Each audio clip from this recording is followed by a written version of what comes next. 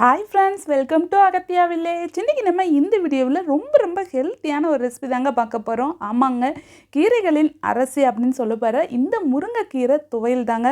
இது குழந்தைகளுக்கு செஞ்சு கொடுத்து பாருங்கள். இது முருங்கைக்கீரையில் செஞ்ச துவையல்னு யாருமே சொல்ல மாட்டாங்க. அந்த அளவுக்கு டேஸ்ட் ரொம்ப சூப்பராக இருக்கும். வாங்க எப்படி பண்ணுறதுன்னு பார்க்கலாம். நம்ம சேனல் ஃபஸ்ட் டைம் பார்க்குற மாதிரி இருந்தால் மறக்காமல் சப்ஸ்கிரைப் பண்ணிக்கோங்க. கூடவே பக்கத்தில் இருக்கிற பெல் சிம்லேயே ப்ரெஸ் பண்ணிக்கோங்க. அப்போ தான் நான் போகிற வீடியோஸ் எல்லாமே உடனுக்குடனே உங்களுக்கு நோட்டிஃபிகேஷனாக வரும். இந்த முருங்கைக்கீரை சட்னி பண்ணுறதுக்கு ஃபஸ்ட்டு ஒரு பேனில் 1 டேபிள் ஸ்பூன் அளவுக்கு எண்ணெய் சேர்த்துக்கலாம். 1/2 டீஸ்பூன் சீரகம், ஒரு 10 போல் மிளகு இது கூட சேர்த்துக்கலாம். 2 டேபிள் ஸ்பூன் அளவுக்கு வெள்ளை உளுந்து இது கூட சேர்த்துக்கலாங்க. வெள்ளை உளுந்துக்கு பதிலாக நீங்கள் கருப்பு உளுந்தும் கூட இது கூட சேர்த்துக்கலாம். கூட 2 டேபிள் ஸ்பூன் அளவுக்கு பச்சைக்கடலை பருப்பு 2 டேபிள் ஸ்பூன் சேர்த்துக்கலாம். இது கூட வறுத்து தோல் எடுத்து நெடக்கடலை 2 டேபிள் ஸ்பூன் இது கூட சேர்த்துக்கலாம். நெடக்கடலையில் சேர்க்கும்போது நம்ம கொஞ்சம் கூட துவையில் கசப்பு எதுவுமே வராது. அதுக்காக தான் சேர்த்துக்கிறது. இது எல்லாத்தையுமே மீடியம் ஹீட்டில் வச்சுட்டு ஒரு 2 நிமிஷம் நல்லா வறுத்துக்கலாங்க.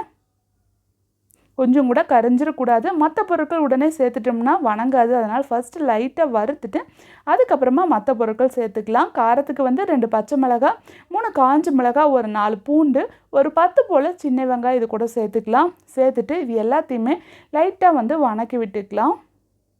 இப்போ பாருங்கள், வெங்காயம் எல்லாம் நல்லா வணங்கிருச்சு. இது கூட ஒரு இனுக்கு போல் கொத்தமல்லி தழை இது கூட சேர்த்துக்கலாம். பொடியாக கிள்ளி இது கூட சேர்த்துட்டு, உங்களுக்கு புதினா பிடிக்குன்னா புதினா கூட ஒரு 2 கொத்து அளவுக்கு கூட இது கூட சேர்த்துக்கலாம். சேர்த்துட்டு நல்லா வணக்கி விட்டுக்கலாங்க. இப்போ பாருங்கள், நல்லா வணங்கிருச்சு. இதெல்லாம் நல்லா வணங்கினதுக்கப்புறமா முருங்கைக்கீரையில் தண்ணியில் அலாசி நல்லா தண்ணி வடிய விட்டதுக்கு அப்புறமா உருகி எடுத்து வச்சுருக்கோம். அது ஒரு 3 கைப்பிடி அளவுக்கு இது கூட சேர்த்துக்கலாம். சேர்த்திட்டு இந்த மீடியம் ஹீட்டில் வச்சு ஒரு 2 நிமிஷம் மட்டும் நல்லா வணக்கிக்கலாம். முருங்கைக்கீரை துவையல் பண்ணும்போது தண்ணி தெளித்து நம்ம துவையல் பண்ணோம்னா கசப்பு வந்துருங்க. இது எண்ணெயிலே ரொம்ப நேரம் கூட வணக்கிடக்கூடாது. ஒரு 3 நிமிஷத்துலேயே நல்லா கீரை வணங்கிரும். இப்போ பாருங்கள், கூட ஒரு இனுக்கு கருவேப்பிலையும் சேர்த்துட்டு நல்லா வணக்கிக்கலாம். இது கூட ஒரு 1/4 கப் அளவுக்கு ஃப்ரெஷ்ஷான தேங்காய் சேர்த்துட்டு ஒரு 2 நிமிஷம் மீடியம் ஹீட்டில் வச்சு நல்லா வணக்கிக்கலாம். தேங்காய் கூட சேர்த்து வணங்குறப்ப மார்னிங் நம்ம துவையல் செஞ்சால் கூட ஈவினிங் வரைக்கும் கெட்டு போகாது, நல்லாயிருக்கும் ஃப்ரெஷ்ஷாக.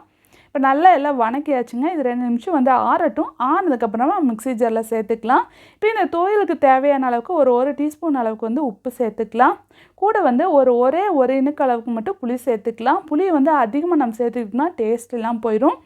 இது நல்லா ஆறிடுச்சு. இப்போ மிக்ஸி ஜாரில் சேர்த்து நம்ம அரைச்சி எடுத்துக்கலாம். தண்ணி கொஞ்சம் கம்மியாக சேர்த்து அரைச்சோம்னா நம்ம துவையல் மாதிரி வருங்க. தண்ணி ரொம்ப கம்மியாக சேர்த்துக்கோங்க. கொஞ்சம் அதிகமாக சேர்த்து நம்ம இட்லி தோசைக்கு தொட்டுக்கிறதுக்கு கூட எடுத்துக்கலாம். டேஸ்ட் ரொம்ப நல்லாயிருக்கும்.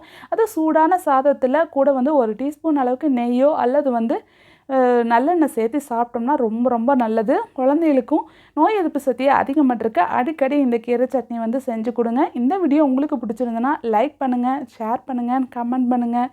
Thank you for support.